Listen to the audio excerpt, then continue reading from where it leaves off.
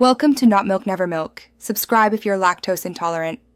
You begin by confirming the paint type, water-based versus oil-based, because the solvent you add depends on that.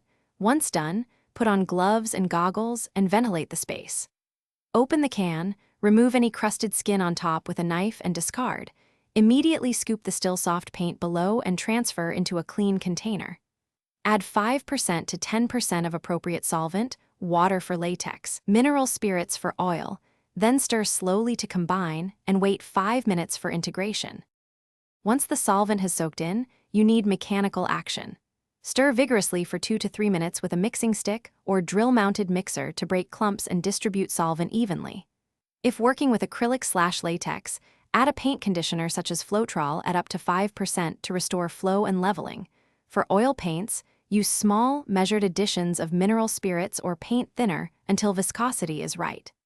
After mixing, strain the paint through a 60 to 100 mesh filter to remove solids, then test on a scrap. You now perform a final test. Apply a coat to scrap cardboard or primed wood and watch drying and leveling. Make sure the finish dries without tackiness within the normal time for that paint type. If the paint skins over again or forms a brittle film, it is irreversibly dried and must be discarded. Do not keep adding solvent. Troubleshooting tip. If paint seems thin but fails to cover, add small amounts of concentrated pigment or touch-up rather than more solvent. Too much solvent ruins film integrity. Thanks for watching. If this was helpful, leave a like and consider subscribing. See you next time.